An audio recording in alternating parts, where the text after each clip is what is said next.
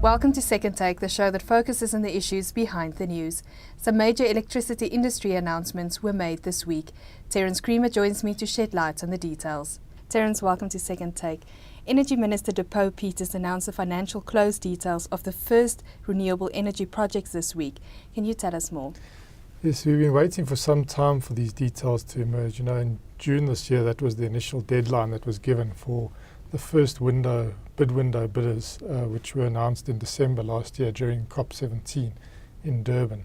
There are 28 of them, and they collectively represent about 1,400 megawatts of solar and wind capacity, solar photovoltaic, wind mostly, and then some concentrated solar power projects in that mix.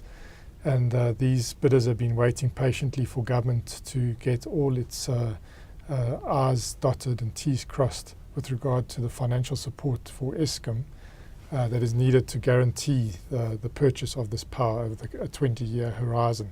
And that has happened. We heard in the mini-budget speech that concurrence has been given by the National Treasury, and therefore it's all systems go for the first signing that will take place on November the 5th next week. And all the 28 projects should be signed during that day.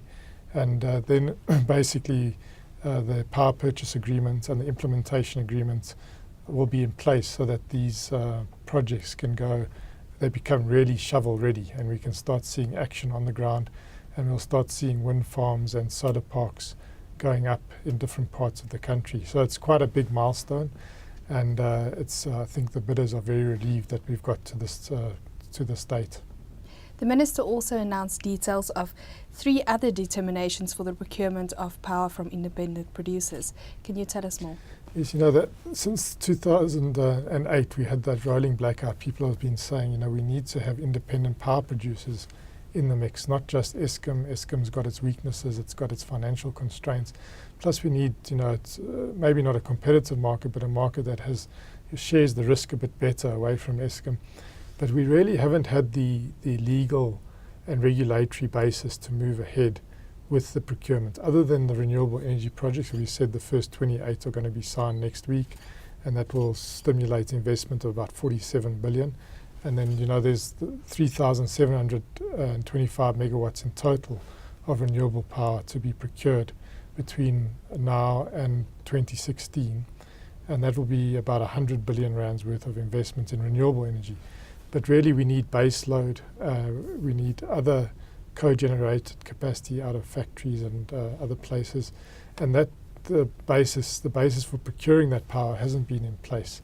But what we heard this week is that 3 determinations have now been, they were first canvassed with the regulator, and they will now be gazetted and promulgated in the next few weeks. And these determinations really open up the space for the procurement of baseload capacity, as well as more renewable capacity, as well as this co-generated power. So what the determinations really say is that on the baseload front, that we're going to procure something like 7,700 megawatts of baseload capacity. That's coal, imported hydro and gas. And that will take place between sort of now, or when the procurement process gets going, and 2024. We'll also be adding additional renewable energy into the mix. So besides the 3,725, I'm now looking at procuring 3,200 megawatts in additional. So it takes it to also around 7,000 megawatts of renewable by around 2020.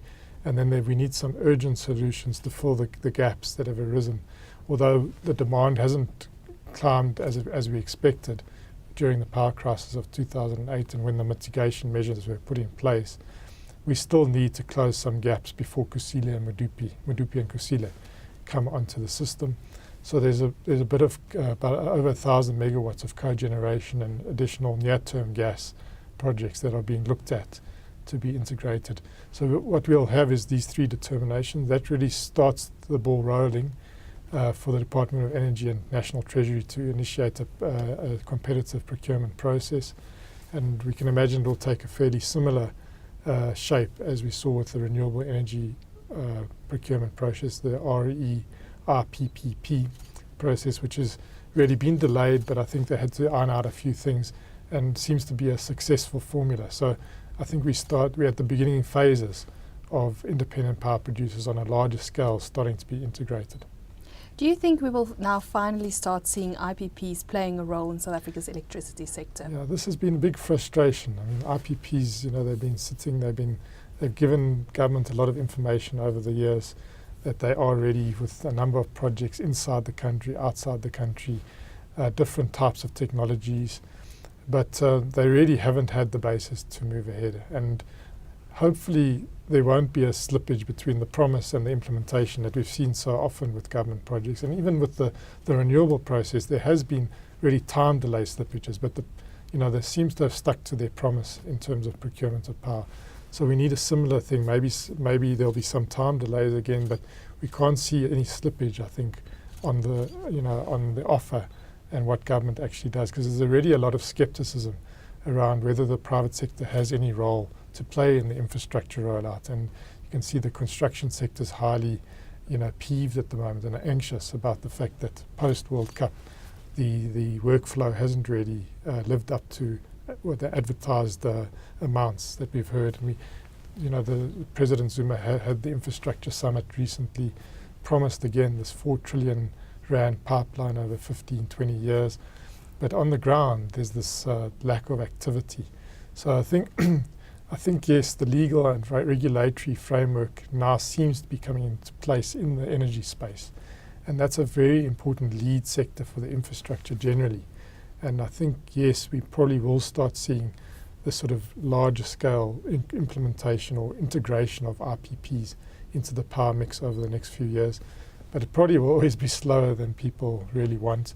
But I think at least we have a basis to move forward, and hopefully we'll start seeing that spreading across the other infrastructure sectors to transport. And we saw Transnet this week, the chairman of Transnet sending quite a clear signal that they want to move beyond the 300 billion market demand strategy in partnership with the private sector, because they are constrained on what they can do in the balance sheet. So we're getting that signal. We got the signal out of energy this week, and we got the signal from Deputy President Motlanthe a few weeks ago at the Infrastructure Summit, saying that there are going to be countless opportunities for partnership. But on the ground and back in the boardrooms at the construction companies and elsewhere, there's still a lot of frustration. And I think we need to see that gap close, and we need to see some success stories soon so that people start really believing in the private promise. Terence, thank you very much. That is the Second Take show for this week. Thank you for watching, and join us again next time for more news analysis.